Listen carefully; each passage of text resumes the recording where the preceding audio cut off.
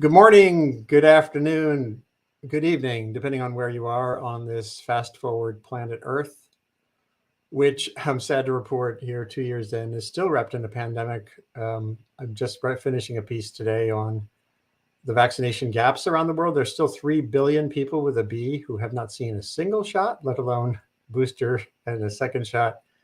And until that is resolved, we're going to be dealing with new variants and global risk.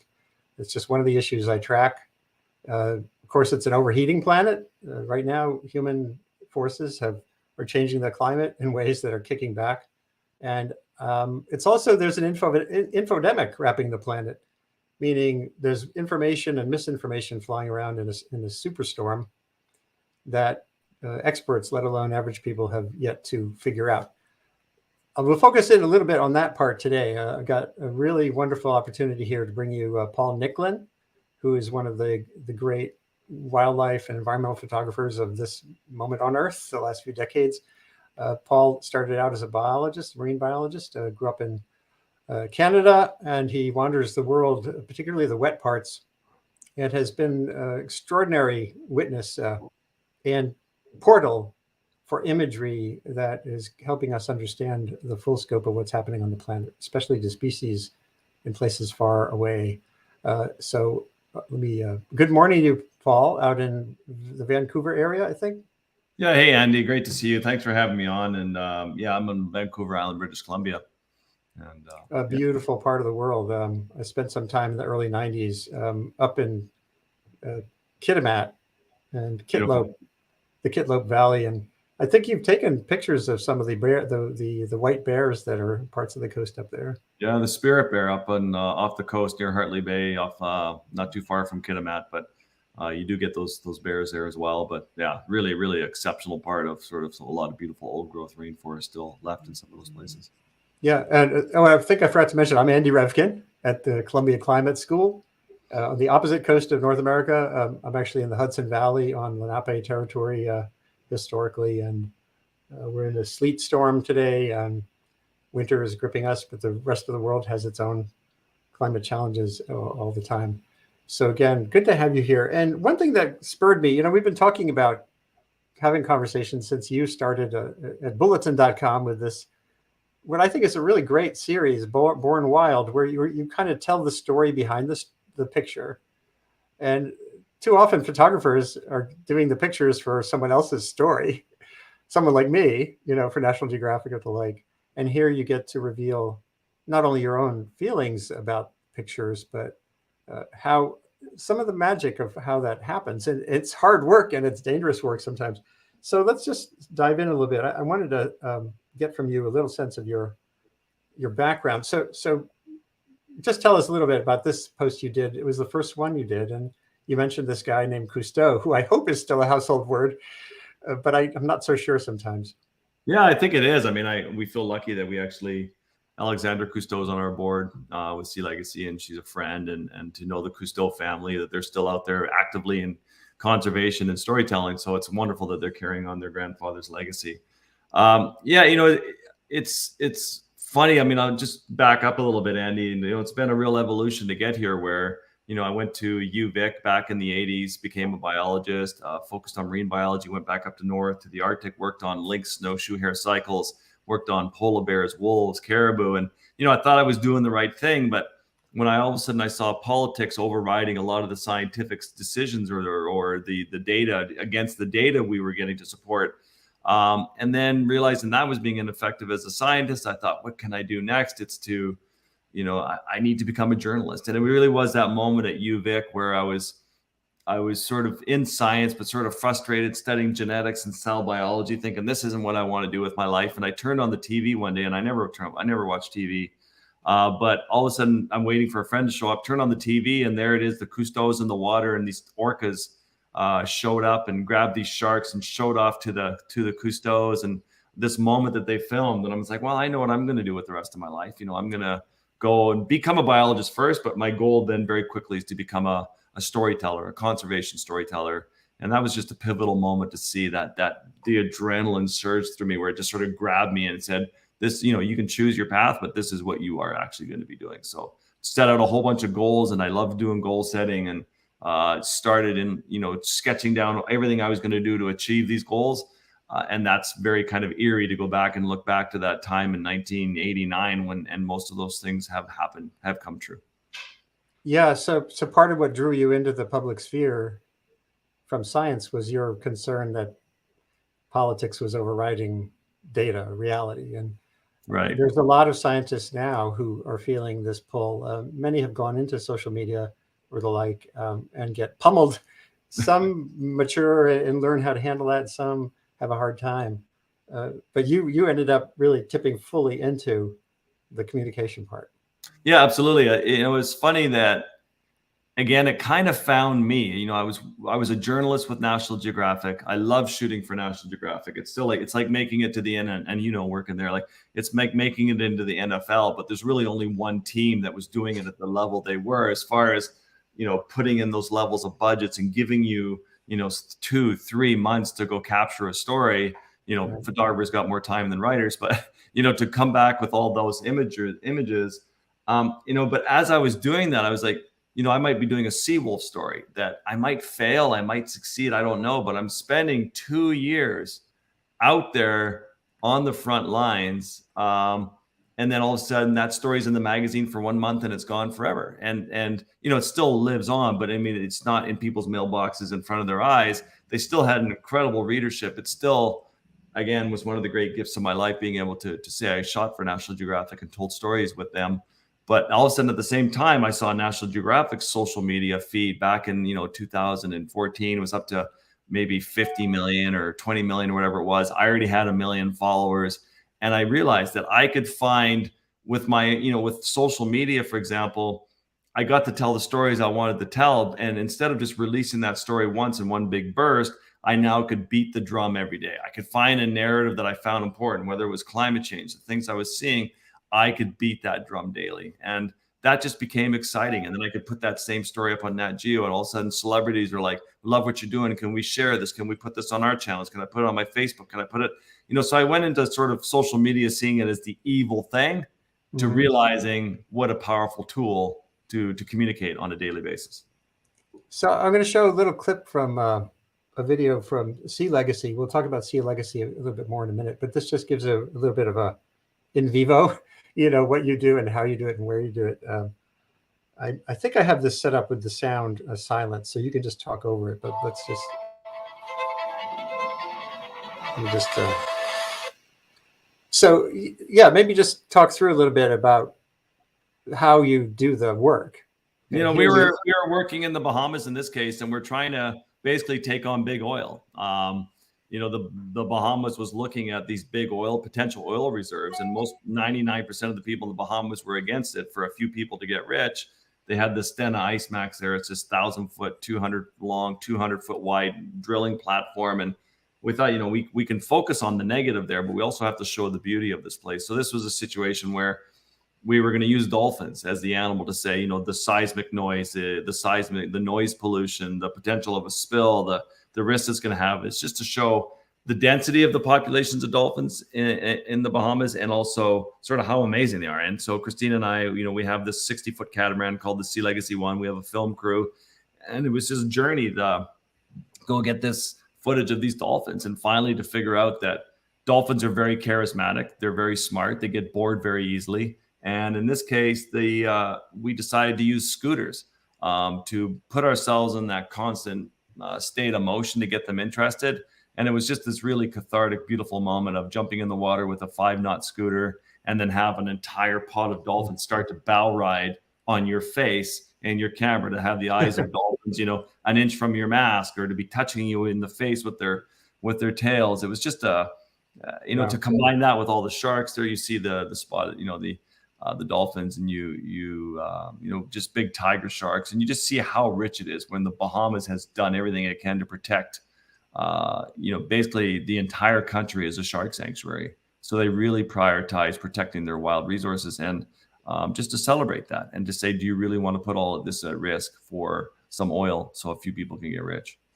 Yeah, and that gets at a dynamic that we see most of the way around the world, from U.S. offshore drilling through in Nigeria just 36 hours ago, a vessel exploded.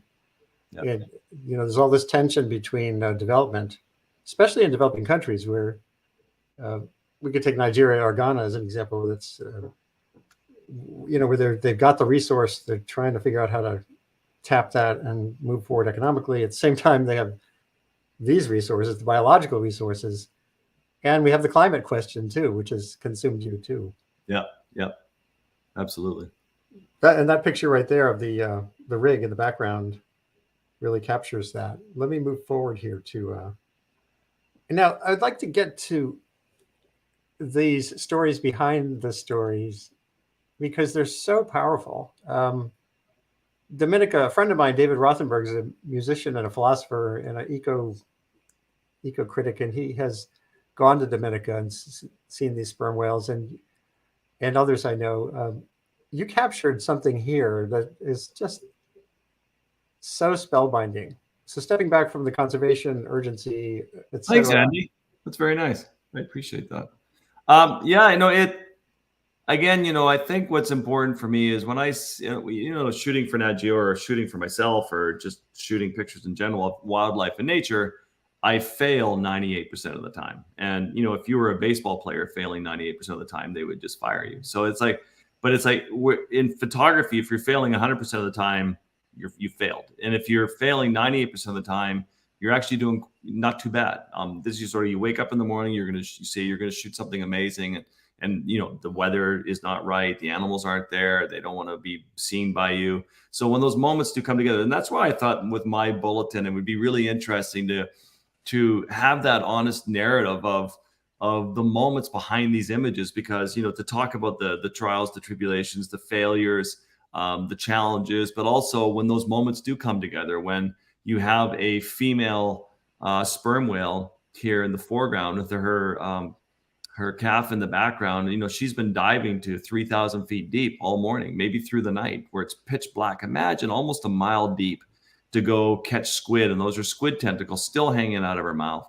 I was going to ask about that. I wasn't sure if that was fishing gear or squid parts. First, I thought it was fishing gear. And then as I got closer, I'm like, you'd see these beautiful ribbon-like tentacles waving in the current. I'm like, those are squid tentacles. And then she would not have them and go down for a dive, come back up and have new tentacles. She's feeding. She right now is digesting the body of a squid. She's got the tentacles hanging out of the side of her mouth. And it's just when that moment, and she sits there, she's so tired. She's hanging and sleeping vertically in the water column. And when sperm whales sleep, they turn off one side of their brain at a time. So she's sitting there watching me, but she's so relaxed that I'm free diving down maybe 30, 40 feet and slowly moving up towards her eye. And then just experiencing this moment with her. It's just very powerful. And I really loved her calf, Ariel, the little mermaid, they called her, the Dominican guides.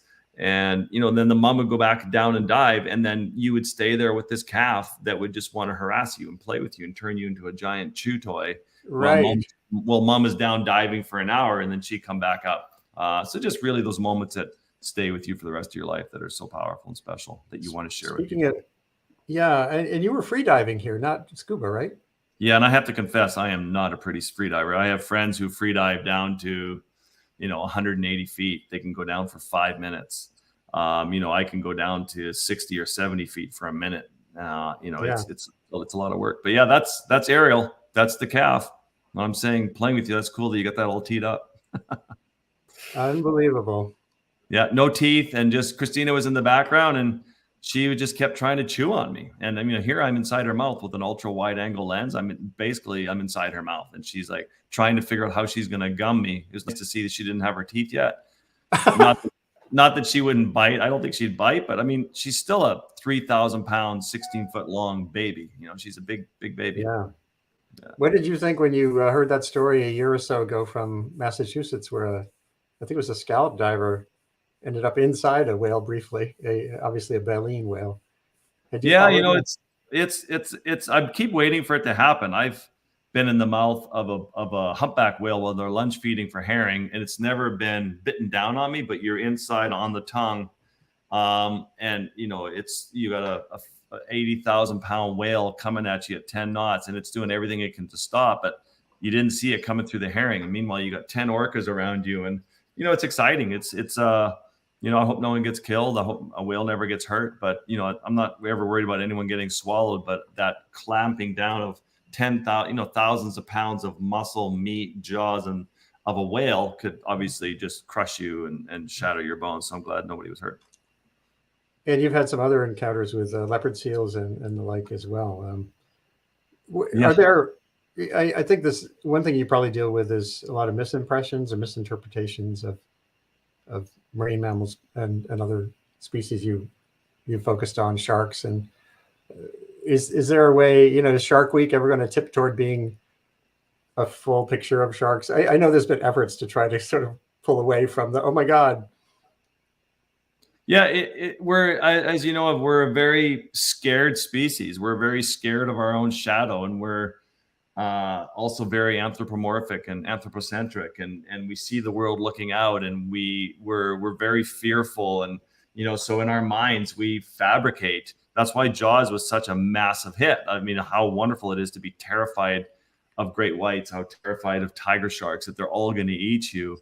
And then, now that I've been in the water, thousands of hours underwater with all types of sharks, with great whites, with tigers, with, when I was just drifting offshore in the Galapagos, 2 weeks ago, I was in a bit of a diving incident. And the biggest risk for me, even though there were probably 2,000 hammerheads, there were hundreds of other sharks around, and all these sharks around me, and it never once I even was getting bumped by silky sharks. Never once did I think, oh, I'm probably going to get eaten by a shark.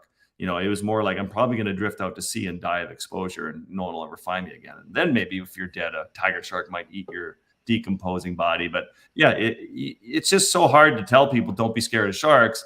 We used to do a lot of cave diving with National Geographic, and then the biggest risk to the cave, even though we were going 1/4 of a mile underground, 200 feet deep, pushing on rebreathers, which can be dangerous, we always said the most dangerous part of that dive was the drive to the dive site.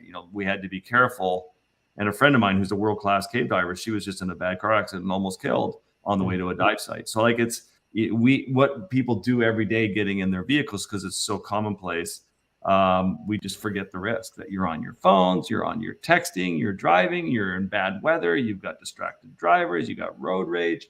That's the most scary. I just don't ever want to die in a car. It terrifies me. Yeah. It's kind of cool. And we'll talk about another scale of risk in a few minutes, climate change, and how that's hard for people to engage with, including photographers. But I wanted to talk about one more species.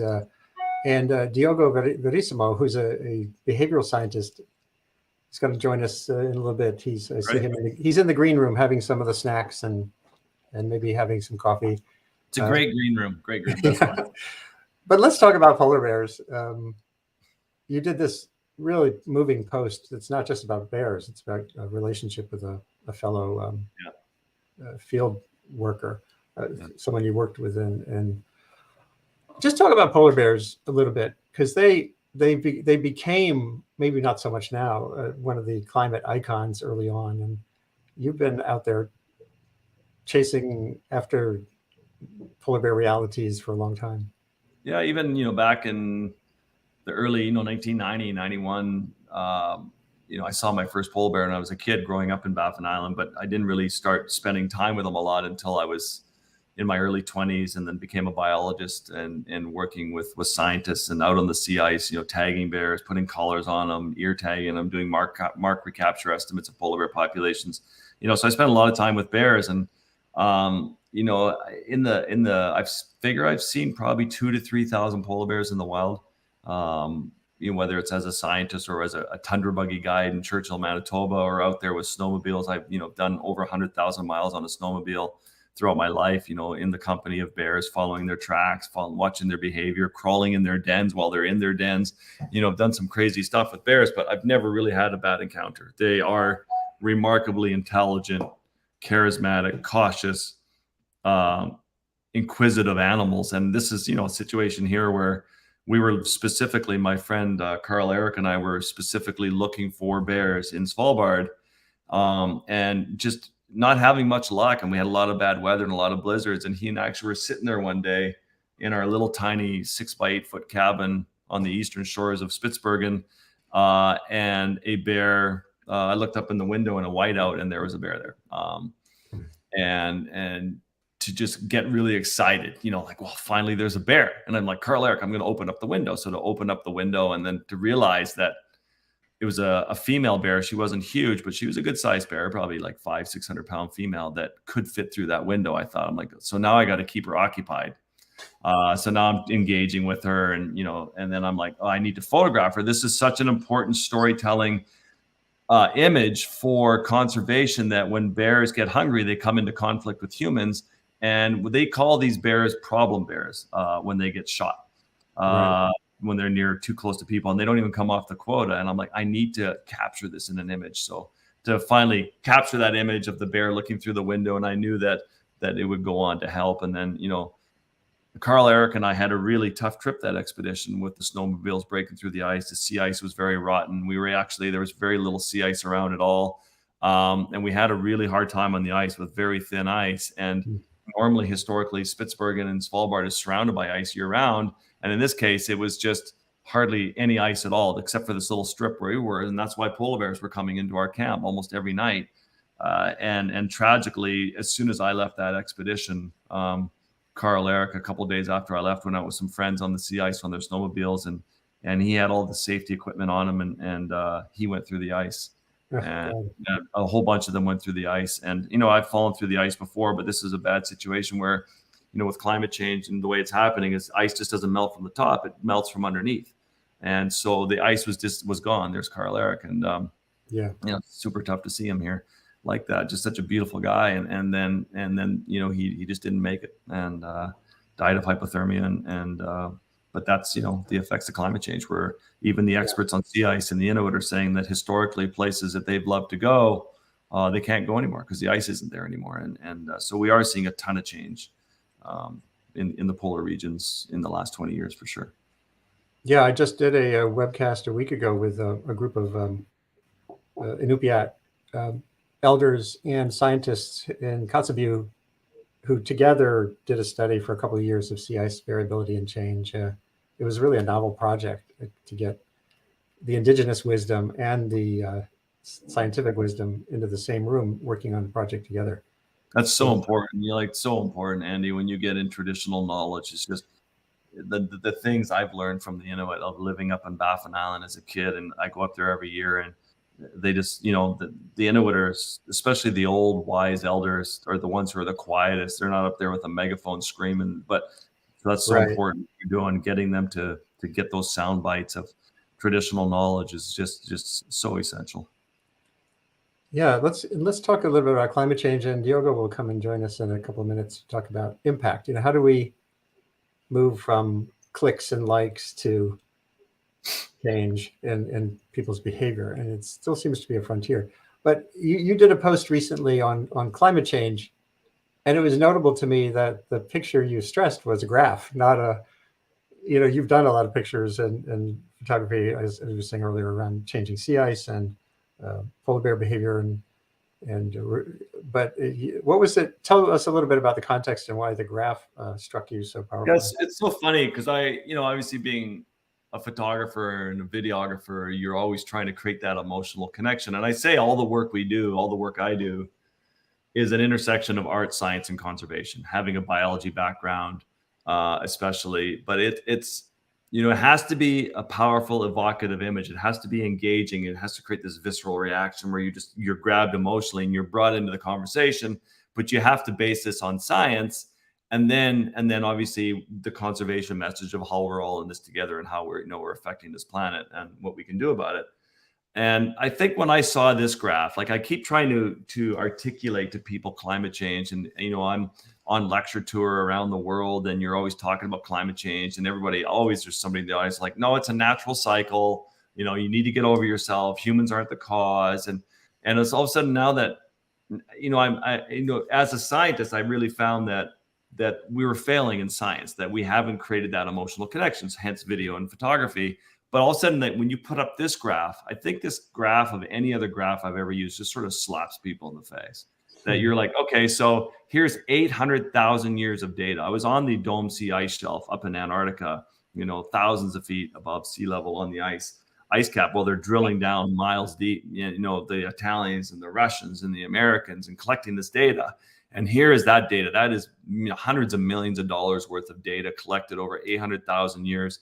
That you can go back with this data back 800,000 years and see this natural cycle. And then you get to, 1950 matching the highest level, which was 300,000 years ago. And now it's this hockey stick that's just off the charts. And then it just coincides perfectly with all the dramatic change that we're seeing on this planet and the loss of sea ice and the effects it's having on wildlife populations and the fires and the drought, and just all of it sort of just fits perfectly in this graph. And you need the powerful visuals, but this is just one that I think just slaps you in the face. By the way, my camera has been balky lately, so I blinked out there for a minute, but I didn't go anywhere. Okay, good. Yeah. If it happens again, it's just technology. I'm still here. We're blowing your nose or something, but good to know you. Right. So let's bring in Diogo Verissimo, who I've not met before. We met on Twitter, like happens for me often. I hope people out there have not abandoned the good side of Twitter. It's a great place to dig in on questions and find expertise that matters. So Diogo, you study imagery and impact, related to environmental issues. And here's Paul Nicklen, who is one of the master image makers and conveyors.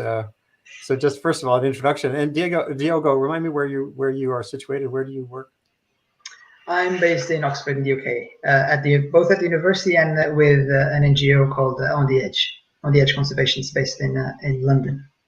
That I didn't realize. So what does On the Edge do?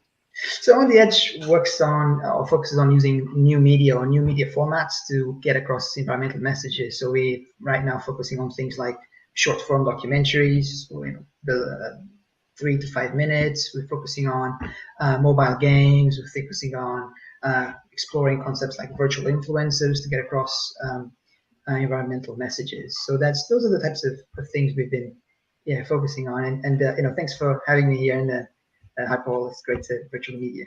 Well, it's a real pleasure to meet you, and thanks for all you're doing. It's so important to solve. This is the biggest mystery of all. It's communication. So great to know you're working on that. So very nice to meet you.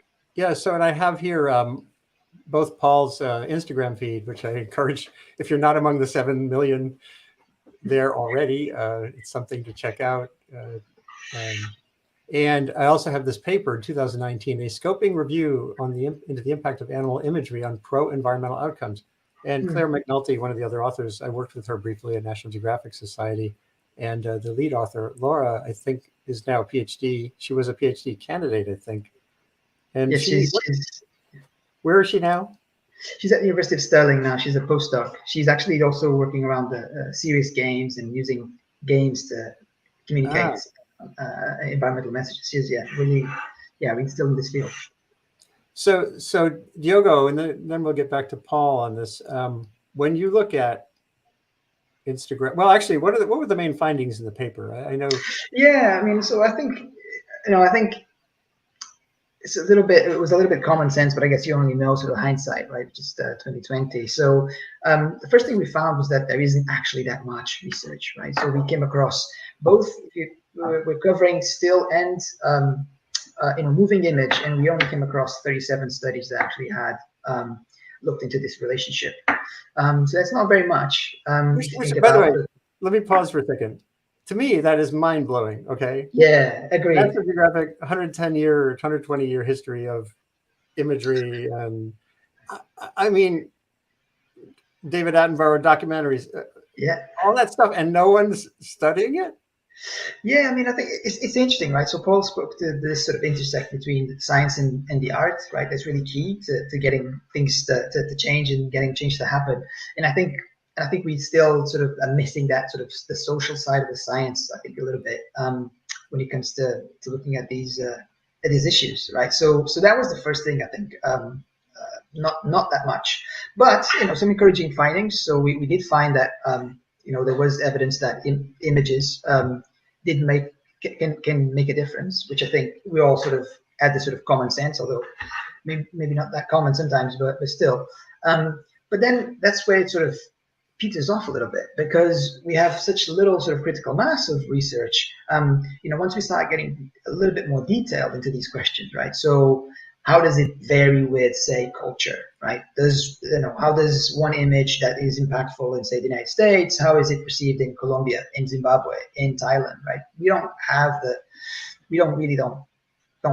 knowledge to answer these questions. Things like, for example, a lot of conservation NGOs focus a lot on sort of shock imagery, right? Really powerful, like the rhino with a face chopped off or something like, really Right. sort of to shock. Is that a good thing or a bad thing? Is it an effective strategy? What are sort of the potential consequences of that strategy? We don't really know that much about things like that. Another question is open. Anthropomorphism. Very often, we're thinking about using or portraying animals in ways that sort of make them, sort of we can identify with more easily, right? But is that a good thing? Is a bad thing? What is the outcome of that? We're not quite sure. So we're left with more questions than when we started, which I guess it does happen with a lot of science, a lot of research. But that's sort of where we ended up. And Paul, did you ever wonder, or do you do your own tracking of any kind, with either with Sea Legacy or just generally you have a bit of a team? You're not. You're Yeah, absolutely. I mean, metrics are huge to us, very important to us to see what's working, what isn't. And I think it's been an evolution for us that, in the beginning of Instagram, I was sort of bored by it. Like, I'm just going to put up a bunch of pretty pictures and I'm going to get a few likes and a pat on the back and a couple of comments like, oh, so cute. What's your favorite animal? Like, and it's just like, I'm like, why am I even here? I mean, going from hardcore sort of science to journalism to be like, hey, I love that. I love penguins, but then all of a sudden I realized one day I put up a penguin on National Geographic and I got 58,000 comments. I just recently put up the slaughter of dolphins in the Faroe Islands, and that got 140,000, something like 120,000 comments on my feed, which just was my highest ever. And that's up there with Miley Cyrus and the superstar celebrities that I'm like, wow, people are really out there. And so what we have figured out in the last several years is, you have to figure out a pacing and a rhythm for people. And I use a boxing analogy of jab, jab, punch. You have to put up the beautiful, the cute, the interesting, and the engaging. And people are like, oh my God, such a cute penguin. But now they're watching you. Now they're interested. You jab and you jab, the beautiful, interesting. Wow, that's cool. I love it. Amazing. Boom. Then you punch them with a heavy conservation issue. But by then, you've already warmed them up. They're already with you on the journey. They're already trusting you and liking you. And now you've earned their trust. You can then hit them with something really brutal, like the death net campaign that we did, that we got 200,000 signatures and banned death nets off the coast of Los Angeles, or the Faroe Island slaughter, or whatever it is. That starving polar bear that we put up got 2 billion views, apparently around the world. And it got sort of the whole world looking at climate change, using the polar bear as the iconic animal for that. And there was a lot of pushback, and of course, but that's good. I mean, you now have eyes and people interested, and there's engagement, and people are watching. And not every image is going to be a home run. Not every image is going to save the world, but you have to have a diversity, a cross section. And again, it always has to be that intersection for me of art, science, and conservation. It has to be beautiful, engaging, interesting, based on science and fact. You can't just be this radical environmentalist going, humans suck, we must all die, save the world, here's my tie-dye t-shirt. And because then you just alienate people. Like during the political campaign with Trump, one day I took a shot at Trump on my social media. And I was shocked at how many Republicans and Trump followers follow me. And I'm like, this is actually a good thing. I'm finding a balance of not just alienating my audience and just speaking to my own choir. I do have to seem to have a diverse audience, whether it's Republican or Democrat or, Canadian or anybody around the world. And I'm proud of the diverse audience of people that are following me, 50% women, 50% men.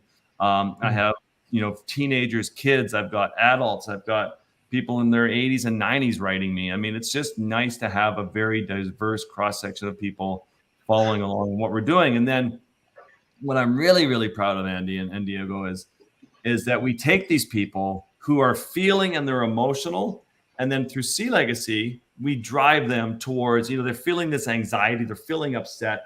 They can now go to Sea Legacy and Only One, and through Only One, they can take an action. They can sign a petition, they can get their name involved, they can be involved in what we're doing.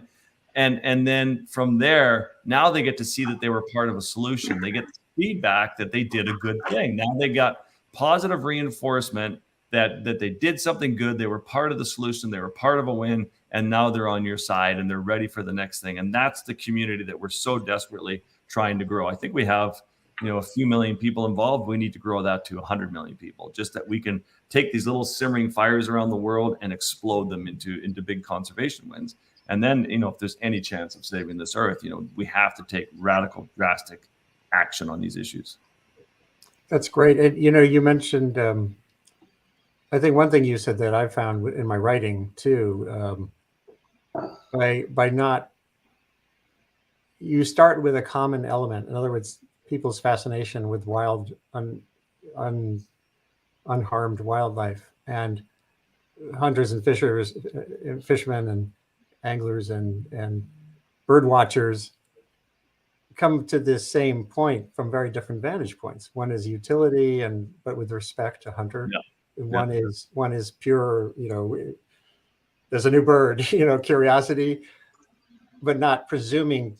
You're avoiding the factional approach, which I think feels important to me. And Diogo, again, in the social science work, I know what you found was there isn't a lot of work. So what's the frontier? Where do we go from here? What is this? What would some studies look like? Or what could you do with an Instagram feed or to clarify pathways that make sense? Yeah, so I think, I think the really good news is that because we live now in a digital era where a lot of us have access to images nonstop, it's actually not costly or difficult to design a study that could look at, say, for example, another conversation that I come across a lot is positive versus negative, framing of images, right? So whether should we be, uplifting and sort of inspirational and trying to get people to, come on board, or should we be sort of showing people that, the situation is a little bit dire, things really are not going well, we do need change, right? Certainly I think in conservationists, people would argue, we could argue both sides of this sort of continuum, and that's one thing that we're still trying to answer. So I currently working with a collaborator who's a doctoral student at the University of Florida, Gabby Salazar, and she designed an experiment in a museum looking at exactly this. And so it's research that's ongoing now. So I think there's certainly lots of scope to develop research that looks at some of these open questions, positive versus negative, the effects of like shock imagery, some of the very things that Paul mentioned, right? So what is the secret sauce, so to speak, right? Of course, it will be different for different audiences, but this combination of positive and negative solutions, right? So there's certainly is a way that's likely that we can optimize the way we communicate, but we don't just haven't had a lot of interest, I think, from the research community up until now to look into this. Although hopefully, I think that might be changing. We're certainly pushing a number of studies in this area right now. So I'm quite positive actually that we'll start getting a bit more nuanced and a bit more detailed in the way that we look at this at these issues. Is there something that a photographer like Paul and researchers like you and your colleagues, Laura and Claire and others, can do together? Is there an element that could make a partnership? Oh yeah, I mean, I think to be honest, one of the prerequisites of this sort of work is to have interesting and compelling images, right? So that's really the ground zero, because it does make it for a much more interesting experience for those on the other side of the experiment. And so, I can say that one particular sort of context I think it's right for experimentation is exhibitions, right? So a lot of photographers do exhibitions in people, and to physical places. Those are you can easily sort of measure people's reaction, people's attention span to different images. You can manipulate the environment, have different images in different ways, exposed in different ways, in different contexts. And so that's certainly I think that's another, and yet another, I think, relatively unexplored sort of frontier. There is that collaboration, art science collaboration. Try to unpack a little bit more of what impact and what success looks like. Well, maybe we can talk at some point down the line after this conversation about having some brainstorming. Yeah, absolutely. I mean, I really think, Andy, like whatever it is, people have to feel hopeful. It's like when you would, you used to turn on the TV on a Saturday morning to have your first coffee of the day, and there's Alex Trebek, with starving kids in Africa. Of course, your heart bled. You had this reaction, but it was too much, too quick, and too shocking. So you turned the channel. But so you have to again find that way to. You have to, like you say, what's the secret sauce? I think the sauce is it's not just the sauce on the pasta. It's all the pasta. It's the pasta itself. It's beautiful spices and the sauce itself all mixed together, making this beautiful dish that is going to get it done. Like you think, one of the great conservation engagers of all time now is Greta Thunberg, and she's gets tens of millions of people engaged. But then what? Like, to say the planet's dying, we must care. So they have all this anxiety and they're like, oh my God, the planet's dying. You're right, Greta. Oh God, what are we doing? And then you go on a march, and then what? So now you have to take all those people and steer them towards a platform like Only One, for example, where they all get to be, okay, sure, there's petition fatigue and there's doubt and people like, I want a quick fix and I want I don't want to sign another petition, but it's that sort of going down that path of getting involved, being hopeful, feeling that you're winning, feeling that you're doing something good. And then all of a sudden you get that positive reinforcement. Now you're part of the solution. And that's, I think, the only way to really deal with the anxiety that we're all feeling and then start to have wins. Well, I couldn't agree more with both of you. There are some questions that have come in, so maybe we could have a look at some of them. And thanks for doing this today, both of you. We're all busy. Is it a Friday? I guess it's a Friday. It's a Friday. I don't know. It all feels like one big flow. Let's see here.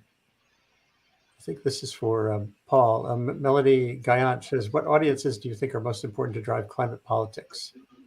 Well, this could be for both of you. How much of your work speaks directly to people in office, their advisors? This is really an important one. Enrique Sala at National Geographic told me something fascinating a few years back. He speaks about this sometimes. He has pushed for successfully for marine protected reserves in different parts of the world. And they are very strategic, he and his team. In Chile, they made a video for one person, for the president. It wasn't like a David an Attenborough thing. And it made a difference. What do you think about that, Paul? Have you ever gotten, down that path, like with some? Yeah, 100%. I mean, that's exactly what we've been doing for the last 3 months. We've been working I might have orcas out front.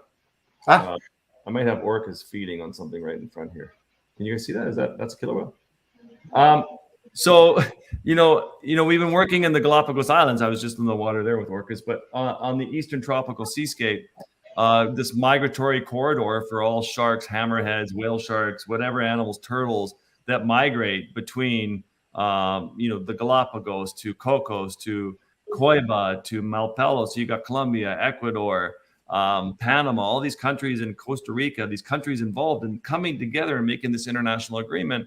And we've been there for the last 3 months and, engaging with the presidents of Costa Rica and of Ecuador, with the Minister of Tourism coming on board in the Galapagos. So it's just like you're engaging politicians to say, look, guys, and you let them be the heroes. I mean, they let them discover. We went with the leader of East Timor last year and, put him in the water, and he'd never been in the water before. And he came up, he couldn't even swim.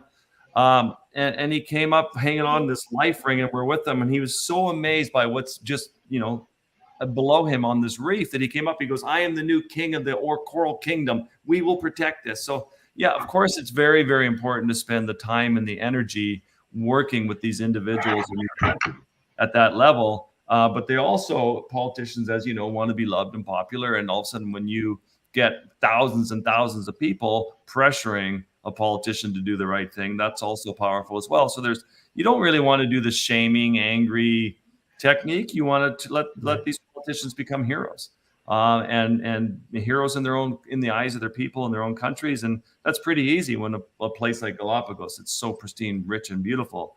So you just have to figure out a way to do that everywhere. So the local, you're tracking a local possibility and the global picture too. It's At the same time. Yeah. Yeah. And I assume, Diogo, you think about audience in terms of looking at this as well. Yeah, I mean, I think some of the challenges. So I agree that we don't do enough work with decision makers as much as we possibly should. I think the challenge is often also is access, right? Because of course, it's only a restricted number of people who can say even make a movie get to the president of a country, right? Make sure that person sees it. So it's that's that, and I think that's the reason why very often the strategy is let's go for a mass, a big group of people try to pressure someone as opposed to going directly. That is the issue of access. But yeah, I mean, I just want to reiterate this idea of that Paul expressed so well of win-wins. Right? So it's thinking about what's in them, what's in it for them, like to do this thing you want them to do, right? And I think in conservation we often don't do this very well. We're very good at telling people what to do this, do that, let's do more of this, let's do more of that, but we don't necessarily articulate very well. Why is it that it's in it for them? Why should you be doing that? It doesn't need to be a sort of material sort of reason. It's just why is it that you should be motivated to do what I'm suggesting you should. And if it's the decision maker, to look good to their electorate is a pretty good, compelling reason, right? So that seems like a powerful strategy. So Madeline has a follow-up question. Has your audience changed over time, Paul? And I would add to that. I think you and I were talking yesterday or so about Instagram feeling like it's kind of maxed out, and TikTok is there, and so not only is the audience changing, but the means of connecting with audiences these days are always evolving. Is that a challenge? Audience is changing all the time, and I love the diversity in audiences that we get to do social media, whether it's National Geographic magazine or the Benaroya Hall in Seattle with 2,500 people, whatever it is, being on stage and speaking.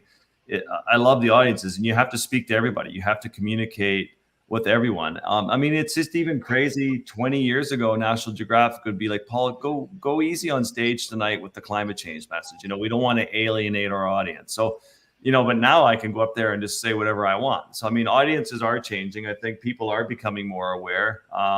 And, the secret for me, and whether it's public speaking or whether it's social media or writing, is I don't tell people what to think. I never say, you should do this. You must do this. If you aren't doing this, you're a failure. Because that's how you alienate your audience. The one thing you want to do is be a shepherd and bring everybody with you. I don't care what walk of life you're from, what you do for a living, how you've been brought up or what your voting priorities are. But, I just say, hey guys, so I've been working with the scientists up in the Arctic, and I've been working with the Inuit. I've been out on the sea ice, and this is the change they're seeing. And some people might resist you at first, and they might be skeptical and quietly in the background, and then something's going to trigger. And when things become their own idea, when people come to their own conclusions on their own, they remember that. But if you tell people what they should do, what they should think, then that wall goes up and they resist it and they spit it back at you, and then you failed. So it's how do you invite people in to have a conversation? And I think that's the importance of having that experience as a scientist, as a biologist, having worked up there, lived up there in the Arctic all my life, to say, hey, this is what we're seeing. Just came back from another expedition, and I've never seen dead polar bears on the sea ice as a biologist, but we just found 5 on this expedition, floating dead in the water, dead on land. Scientists, we don't have proof, but it looks like that they were starved to death. They were, so I think the audience is getting much more open to hearing some of these discoveries, as long as you don't force feed stuff down their throat. And I'm going to bring up one more point. We have about 10 more minutes. This has really been great. This is some more questions, but I have a question now too. So hold on a second. Let's get back into the, one of your books is more instructional. And the question I have that only came up in my head just now is, we're all image makers these days. We all have these things. We all have access to these portals. And you make a point with the book, and also in some of your blog posts, you've stressed, how to make an image that matters. You have a 20-60-20 rule, and so far we've just been talking about content creators like us professionals and audiences out there. But how much potential is there to flip this around, to have everyone sharing something locally, globally, to make a difference? And what would you tell Paul, in terms of like tips? What does that look like? I mean, the best camera is the one you have on you, and you can buy the latest and greatest camera gear, and I see so many of these young photographers who I mentor. People write me and they're like, so I spent $10,000 on camera gear and I want to go to Africa and take pictures of giraffes. And I'm like, well, is that going to be effective in conservation? Is that a great story? Or are you just going to go shoot the same pictures that somebody's already done, probably better? Like, what's new? And you find out that as a storyteller, stories are all around us. When I first started at Nat Geo 20 years ago, you're like, all the great stories have been done. Well, they haven't. There's still news stories, as you know, as a great journalist, Andy, that stories are evolving all the time. There's millions of stories to be told, and often the best stories are right in your own backyard. And do you have to go shoot something epic? I mean, something as powerful as George Floyd. That was one person standing there with an iPhone with the audio and the visuals started that massive movement for change, for good.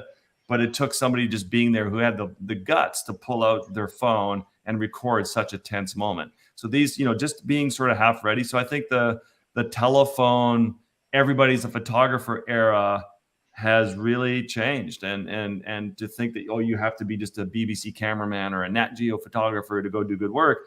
Everybody's a photographer. And it's like, but it's the photographer who's willing to go seek out and find and tell that really powerful, evocative story that can change the path of humanity and how we do things. And so it's a tricky one. But yeah, I mean, the 20-60-20 rule, I'm like, if you're in a situation, spend 20% of your time just getting something that's sharp and in focus, then spend 60% of your time trying to be an artist. Like, how do you take that image better, get down lower, slow motion, whatever it is, making it a piece of art. And then I say, spend the last 20% of your time just shooting Hail Marys. Like, what if I try this? What if I do this weird exposure? What if I do this weird type of composition? And often those images don't work, but you're developing and growing as an artist. So that's where, and then you're like, next time you see a polar bear running across the ice, like, oh, I can do that 3-second exposure. It kind of worked on my dog. I tried that technique, and all of a sudden you just shot a beautiful piece of art and poetry. So that's why I'm always pushing for that last 20 as well. Yeah. So there was a scientist who once said, chance favors the prepared mind. And I guess having that preparedness when you have your phone around or wherever you are can give you some better possibility of capturing the image, an image that can make you a change maker as well as an image maker. Absolutely. Yeah. And Diogo, what was is there a URL, a website for your project, the On the Edge? Yeah, sure. Yes. You can find us at ontheedge.org. Great. I'll try to follow up with you about next steps with that effort as well. Please. And let's see, I think there might have been couple more questions.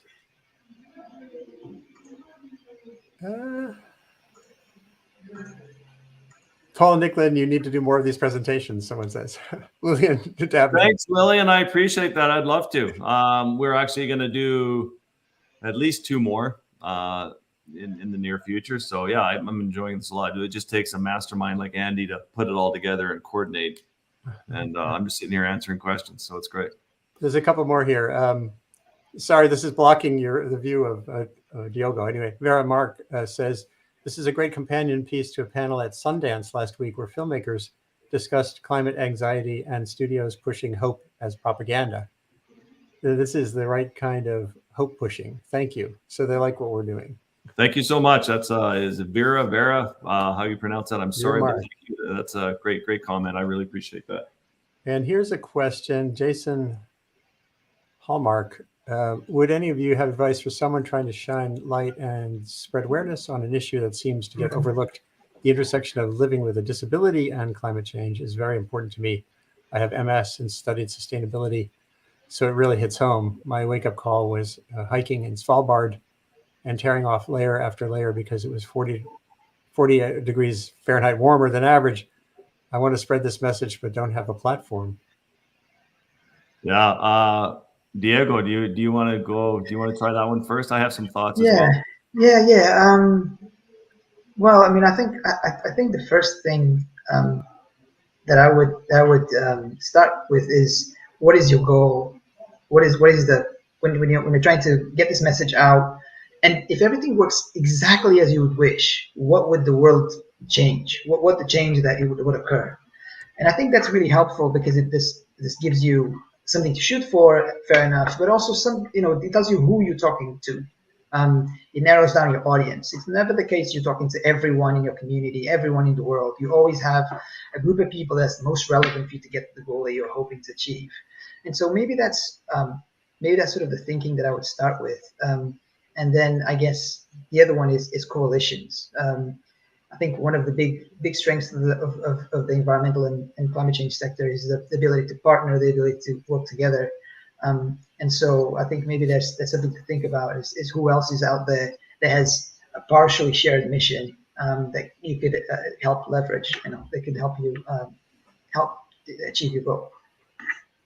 It's great. I mean, my advice, Jason, is a great question, and it's to have the courage to start. I mean, the fact that you have MS, you've already overcome so many hurdles in life, so you just have incredible guts and strength and inner strength. So it's to start and to go down that journey. Imagine if Greta Thunberg said, "Well, I have Asperger's, I just want to go on strike, and I don't really know what to do, so I'm not going to do it."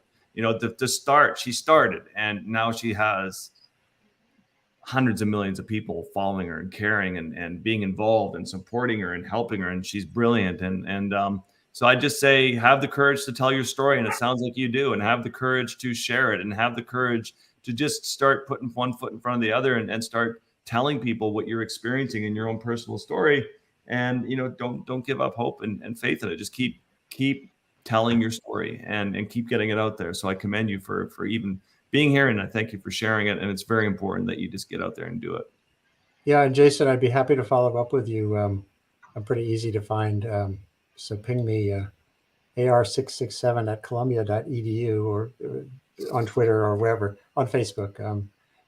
And we could see what we can do to help facilitate some of the work and connect you with others. That idea of team, building a team is so crucial in these arenas. Not everybody has all the skills you need or all the disciplines or expertise you need to know who to connect with to solve a problem, what means to connect with that person to solve a problem. So the more you're out and around, the better. Like Jason says, thank you all so much. And thank you for being here today. It's very moving and gratifying to me to know that you're listening. Likewise. Aviva Romani has a really good kind of thought here as we get toward the end. The problem with what most people think of as hope is that they confuse sentimental nostalgia for a past that was always a state of denial. In other words, losing hope is really, for some people, just losing a connection to some past that may not have really been such a good time either. So going forward, this idea of building forward, I think, is so important to me. In fact, one thing I disagree with the president about is I would love to have building forward better be our hashtag than building back better, because think about the structural brittleness, whether it's societal or infrastructural, that we deal with all the time. Yeah. Thank you, Aviva Romani, for that great remark. That's thoughtful. That's great. So some last thoughts. I do want to show On the Edge, which is I have pulled up here. We just have to. Paul, do you have a last? Thinking about the discussion this past hour and thinking about people like Diogo who are trying to bring some science to the back end. What could we do next that could improve impact of the images you've been making all this time? Yeah, great question. I mean, I really just sort of say the same thing I said earlier, and that is that we all, whether you're 5 years old or whether you're 90 years old, the world is feeling anxiety. They're feeling fear. They're feeling like we're watching our planet die. And I just had dinner with Elon Musk, and what a great man, and what a great visionary. But no offense to Elon, I have no desire to go to Mars. I think that right here we have 4 billion years of evolutionary perfection arriving at this moment in time, and we're killing it. This is a planet that, Do you want to go to Mars and live in a glass bubble, and if the AC or whatever, the air goes down, you're all dead? And here's a planet that the lungs of our planet, the oceans that want to feed us and take care of us, and it's all here. And we just have to protect it. So the anxiety for the world as we watch all of this die through overfishing and climate change. Hello, Lexi. Sorry. So it's, so again, that anxiety, and I really just beg people or urge people to, if you're feeling that anxiety, to get involved, whether you're going to go on a march with Greta and feel good about that, or whether you're going to go to our Only One platform and get involved in a campaign that speaks to you and lend your name, your voice, your signature, and then to be part of a solution and a win and see how good that feels. And then to be out there and all of a sudden, instead of just being a signature, now you're a spokesperson. There's this young kid who, Ryan's Recycling, I think he's 12 years old. He was just on the Ellen Show, and we've known him for years, but he's just this beautiful, bright light of a young boy who collects tens of thousands of pounds of plastic every year off the beaches and, from nature. And he's just this really amazing kid who just does it all with a cute smile. And, again, we just need more action and less anxiety. And just the only way to deal with anxiety is through action. And that's what creates hope, and hope what creates, a better future for all of us. So I just encourage people to just take that first action, whatever it is, just take it. Well, that's a great stopping point and starting point. All these shows that I do, 250 or so of them, nearly all of them end up with new questions and new missions. We're exploring a fast-changing planet wrapped in, as I said earlier, dimensions of risk and opportunity that have never really existed before at the extent that they do now. And having Paul Nicklen out there making images and making a difference with sealegacy.org, having people like Diogo, Verissimo and your colleagues working on to make sure we're sticking with reality. We're not stuck in a narrative that doesn't have support. It's exciting to have you here. And I'm sure we can do more together. So, and those of you who are watching, when we're done, this immediately is shareable wherever you're watching it, LinkedIn, YouTube, Twitter, etc. So I'll be posting on this on revkin.bulletin.com. I encourage you to go to paulnicklen.bulletin.com and sealegacy.org to learn more and to engage with us. So people we're doing today. Yeah, absolutely. Thank you so much, Andy. Really appreciate the opportunity. Thanks, Andy. It's great that you were here. Sorry. I'll put that here. All right. And if you don't feel it's because I failed, Paul, your passion for what you do with a camera and everything you do around the camera is just it's a gift to the planet. So keep it up. That means everything, Andy. Very nice to meet you, Diogo. Let's do more work together, and we need more collaboration. I love it. Thanks, guys. All right, you take care, everybody. All right, talk to you.